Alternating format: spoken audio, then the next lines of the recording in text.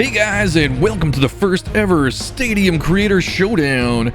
First of all, I'd like to thank you guys so much for tuning in to check out this new series, and a special thank you to everyone who submitted a stadium for this challenge. If you didn't already know, the first challenge was to create the best minor league ballpark, and we got a few more entries than I initially thought we would. We have a total of 16 stadiums that were submitted, so we're gonna have to break this contest down into a couple episodes. Let's go over the format real quick to see how this is all gonna go down. The first thing I did was I put all the parks that were submitted onto a map, and then I broke them down into divisions based on their location. We had two that were just listed as USA as their location, but that worked out really nicely as I was able to assign them into any division just to even things out. So let's get started with a breakdown of how each division will be voted on by the viewers. The first division we'll look at is the Western Division, which is going to include Puget Sound Field, Bessie Mountain Field, Joyland Park, and the Alamo Grounds. In the Great Lakes Division, we have Saints Field, Fute Ridge Farms, Initech Field, and Mud Dauber Field. Over in the East Coast Division, we'll take a look at Dead End Grounds, Whipro Field, Rappahannock Grounds, and SoundCloud Park. Then down in the Southern Division, we have Freedom Park, Redstone Ridge, Baycare Park, and Lakeside Park. In this episode, we'll be introducing our first looks at the Western and Great Lakes Division, starting with the West. Alright guys, let's kick things off in the Western Division with a park on the pier. This is Joyland Park by T. Lee Rye. This is actually the first park I've ever seen of theirs, as it's their first ever submission. But I gotta say, it's a great way to make a first impression. This park is in Wichita, Kansas, and holds a modest 3,500 people. But as you'll soon see in this episode, you don't always need to build mega parks to make a great stadium. Joyland Park offers views of the pier as well as the many rides and attractions for all ages. They've included swings, mini golf, a giant slide, a couple different sized Ferris wheels, and even a coaster that's sure to make you vomit. The park itself looks like a great place to catch a game too. It offers great views from every section and even has two different colored walls, which we don't see in very many parks. Overall, this is a great way to kick off this competition, and I'd love to see more parks from this creator. So please, T. Lee, if you got them, send them. Next up, we have a familiar creator who, if you caught the last episode of Stadiums That Inspire, built a really awesome field inside of a racetrack. This time we're headed to Bessie Mountain Field, which is home of the South Park Cows on Farmer Jay's Plateau. This park has a few references to South Park, which I haven't seen in a very long time, but I still remember the cows and the alien abductions that happened in that show. Chris says the mascot Bessie is sheltered in an old batting cage on the island behind right field. She was moved there after the maintenance crew got tired of scooping up her poop off the infield dirt and the pitcher's mound. And here we can see Bessie hanging out, chowing down on some hay. Over in left field, there's a cool treehouse in the forest, as well as some concessions and a bathroom. There is also a maintenance shed next to the batter's eye. Let's take a look at night with the lights on, and the field is lit up very well. I just hope old Bessie has enough light to see at night and doesn't wander too far off from her shelter. I really like the South Park references in this park, and they did a really nice job making it feel like it's in the middle of a forest area in the mountains, just like it is in the show. I also like that they used some bleachers down the line to mix it up, and the farm included behind the foul territory. Great job again, Chris, and I know we'll see more parks with great stories and references in the future from you.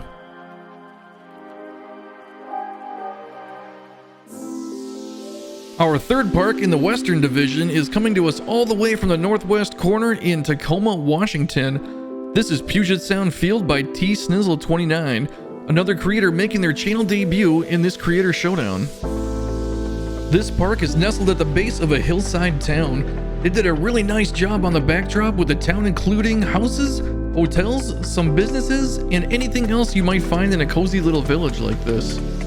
Behind home, we get a great view of the town below the mountains, as well as some bleachers and a few targets to pop with home runs. I'm guessing the team that plays here is called the Wolves based on the statue next to the batter's eye, and I love the smaller scoreboard, which is a great size for any minor league ballpark.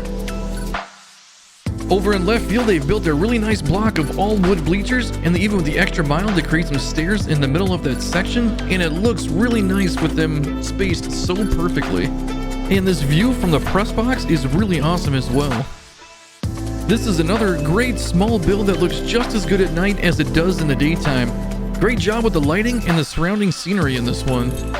They did a great job making this look like it belongs in the Northwest and really hit that small baseball town feel. I could see this being used as a AA park in Road to the Show or in a Diamond Dynasty League online, as from what I've seen, those are usually smaller parks. Great work on this one, T-Snizzle, and I look forward to your next park. Our last but certainly not least park in the Western Division comes to us from San Antonio, Texas, and comes from another first-time Premier creator, Texas Ags 75. Texas sent me a few parks, but this is the first one I've seen since the Showdown fell in line before the next episode of Stadiums That Inspire, but I've gotta say, this has me excited to check out his other ones. I've never been to San Antonio, but this park has a really nice backdrop that I feel like really fits in with the skyline for what a city that size would look like. I like how he put props in the outfield to cut off the sections to make them smaller than what the game gives us. I bet it's really fun hitting dingers off those back walls and scoreboards as well. He also did a really nice job with the advertising. If you've ever been to a minor league park before, you'll know just how much advertising there is to make up for those small budgets that the minor league teams have to deal with. Behind home plate looks really clean, and I love how we used the allotted memory to make an exterior for the outside of the stadium as well as the surrounding city. This is one of those parks that you look at and just wonder, how the heck did they fit in all those props? A very nice debut by Texas Ags, and I can't wait to see what the other stadiums he submitted for Stadiums That Inspire look like. And if you're not familiar with that series, you should go and check it out after this video. Alright, so there are your competitors for the Western Division. We got Puget Sound Field, Bessie Mountain Field, Joyland Park, and the Alamo Grounds. Voting is live now on the community page, so get your votes in, and polling will close Tuesday, April 16th at midnight Pacific Standard Time. Next up, we're going to check out the competition over in the Great Lakes Division. There's a lot of good parks here too, so let's jump right in and check them out. Leading off for the Great Lakes Division is a park that comes to us from my home state of Minnesota, and if I'm not mistaken, is an actual recreation of an actual minor league field. This is Saints Field in St. Paul, Minnesota, and was recreated by Boone the Goon. Now, while I've never been to an actual St. Paul Saints game, I have heard they're a lot of fun, and I have seen some photos of the park. From what I can remember, this looks like a pretty solid recreation. I remember when the Saints became a minor league team back in 2021, and I think it was after winning the championship in the Independent League in 2020, if I'm not mistaken. It made them a minor league affiliate of the Minnesota Twins. Anyways, back to the stadium. I really like what they've done with the covered bleachers in the outfield, and I remember right field being right up against a big warehouse or parking structure like that. I love the addition of the scoreboards and the advertising on the side too. I love the team shop in the corner with the bleachers on top, and all the concession areas they've included all over the park. The building in the left field corner adds some nice architecture as well. The lighting in the stadium is on point, and the city backdrop looks awesome and really does have a St. Paul vibe to it. If I ever go back to Minnesota in the summertime, this park makes me want to make sure I catch a Saints game. Great job, Boone, and thanks for reminding me of the good times I had back in Minnesota. Time to cross over Lake Superior, or maybe just drive around it if you're familiar with that lake's history with ships, and head over to Fruit Ridge Farms in Walker, Michigan. This park is by Al Pickles and has got to be the most Midwest small town park I have ever seen. It reminds me of a couple parks I played in back in Minnesota in high school. I love how this is situated in a corner of a small rural farm town, and I love all the cows grazing out in center field. I've always had the idea to make a small park in the middle of a farm community, but after seeing this, I'm pretty sure I couldn't do it any better. I really like the use of the wood bleachers with the old classic shingle style roofs, and even the equipment shed and batting cage behind the dugout. This is a really great small build and executed very well. This could also give you some Field of Dream vibes, and hopefully not Children of the Corn vibes. Taking a look at night with the lights on, you can almost feel that summer breeze. The scoreboard they chose was also perfect for this park, as I doubt you'd see anything bigger in a park like this. With a capacity of just about 3,500, it looks like the whole town shows up just to fill this park. That is, unless there's a high school football game that night. Fantastic job by Al Pickles here, and if you haven't sent me any stadiums for my other series, be sure to do that, as I'd love to check out more of your work.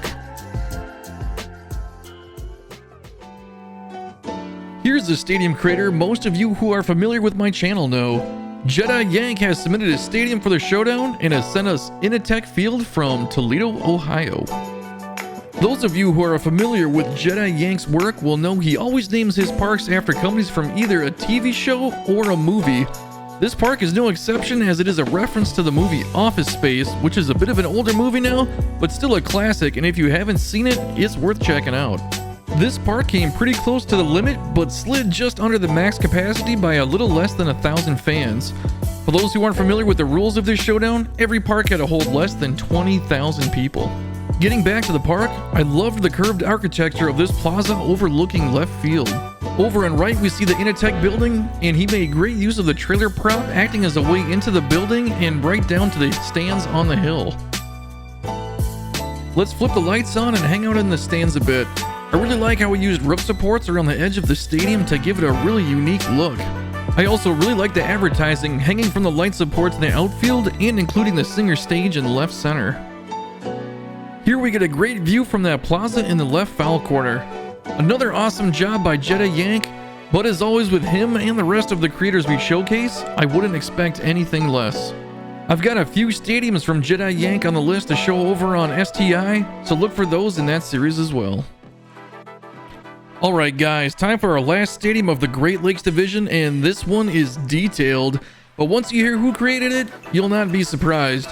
This is Mud Dauber Field in Mudville, USA by none other than Murph075. This is another perfect example of not needing huge stands or many fans to create something truly inspiring. Murph always has great details, and I always spend a bunch of time in his parks looking at how he did everything. This park holds a modest 7,000 fans and, like all his parks, has a max altitude to crush home runs out of. This park also had no assigned state, so it's just filling in the Great Lakes Division.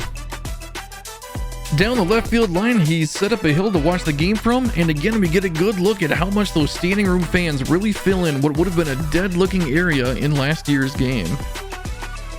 Same thing goes for all the fans down the left field line. He's got a nice plaza area at field level with some planted trees and concession stands with picnic seating. The left corner has a bunch of layers to catch the game from, including a few balconies and a double deck hill with some vendors on the concourse that leads up behind the batter's eye, where you're going to hit a home run into the glove and win a mud buggy. Right field has a really nice small bleacher section right in front of the building and a cool custom scoreboard. This is a quick peek behind the home plate stands. You can't see it from the field, but I thought it was just too cool not to show. Here's a view from atop the parking structure where you can catch the game if you're too cheap to spring for tickets, but not too cheap to pay for parking. But with a view this good, I might just pack my own lunch and hang it up here and catch a game. This is the view from the top balcony from the building in the left field corner. Not a bad view and a great place to catch a ball that's pulled just a bit too much to be a home run. Another great stadium by Murph075, and Murph, I don't actually have anything waiting to go on Stadiums That Inspire from you, so let me know if you have anything new. Alright, so there we have it guys, our competitors for the Great Lakes Division: Saints Field, Fruit Ridge Farms, Initech Field, and Mud Dauber Field. Once again guys, be sure to head over to the community page and vote for your favorite. Voting will be open until next Tuesday, April 16th at midnight Pacific Standard Time. Once again, I'd like to thank you guys for stopping by and checking out this new series, and I hope you enjoyed part 1 of this competition. My plan is to release part 2 a week from today, next Wednesday, April 17th, and we'll also announce the winners from this episode as well. As always guys, thank you much for the continued support, take care, and I hope to catch you in the next one.